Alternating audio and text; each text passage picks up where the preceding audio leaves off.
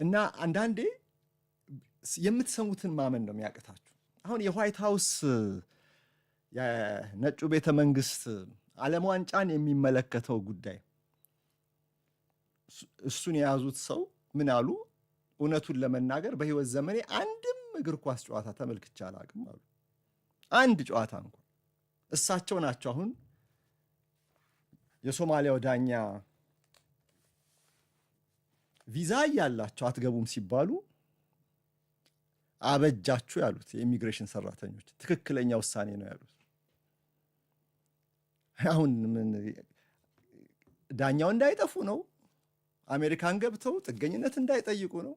የአፍሪካ ምርጡ ዳኛ ወይስ ዳኛው ሽብርተኛ ሆነው ፈንጂ እንዳያፈነዱባቸው ነው? ፊፋ እውቅና የሰጣቸውን ሰው በእውነት በጣም ያስተዛዝበ። እንደው ኮመን ሴንስ አይሰራም ወይ? ደግሞም እኮ ዝርዝሩን አላቀረሙ። ቆይ አንድ በአንድ እስቲ እንመልከተው። አንድ በአንድ ይሄ ዓለም ዋንጫ ከዛሬዎቹ ዓለም ዋንጫዎች ሁሉ መጥፎ ዓለም ዋንጫ ሊሆን ይችላል የምንልባቸው አሜሪካውያን ትዝብት ውስጥ ገብተዋል። በዚህ በተለይ የትራምፕ አስተዳደር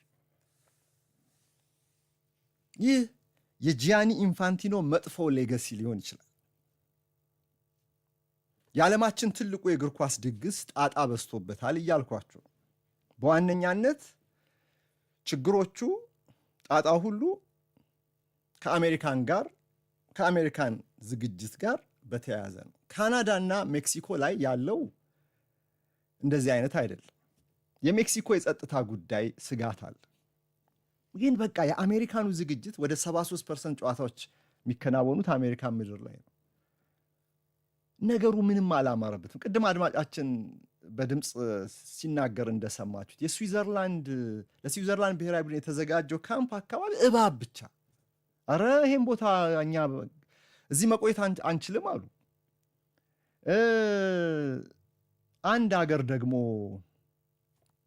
ይቅርታ ቆይ የአንድ ሀገር ብሔራዊ ቡድን ደግሞ የትሬኒንግ ሜዳ ሁሉ ልክ አይደለም፣ ይሄ እንዴት ትሰጡናላችሁ? ቀይሩልን አሉ። የእንግሊዝ ብሔራዊ ቡድን የተቀናጣ ካምፕ አሉ።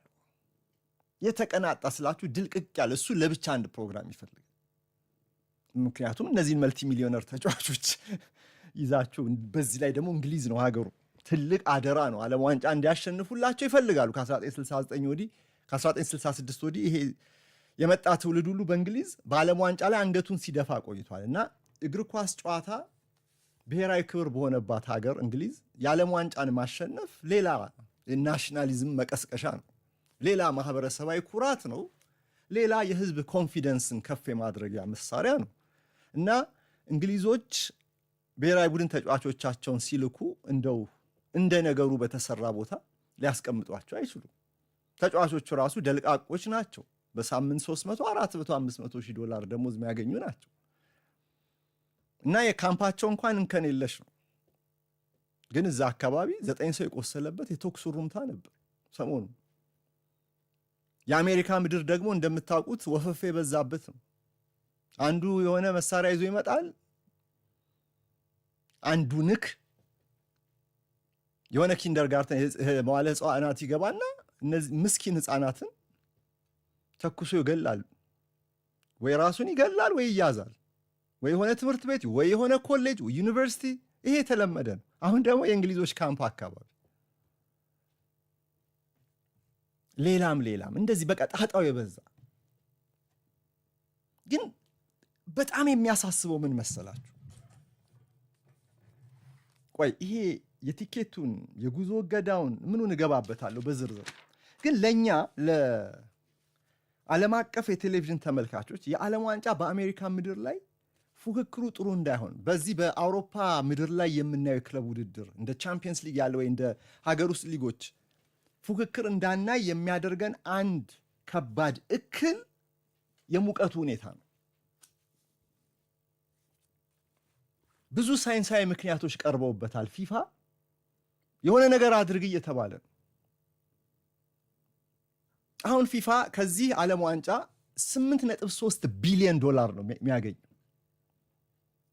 ጨዋታዎችን ባሰፋህ ቁጥር ገቢ ይጨምራል። 104 ጨዋታዎች ናቸው፣ 48 ሀገራት። የ32 ሀገራቱ ውድድር ከሚያስገኘው በላይ የ48ቱ ሀገራት ውድድር የሚያስገኘው ይበልጣል። የጨዋታ ብዛት ጨመረ ማለት የቴሌቪዥን ገበያም በዛን ያህል ይጨምራል፣ ገቢ ይጨምራል ማለት ነው።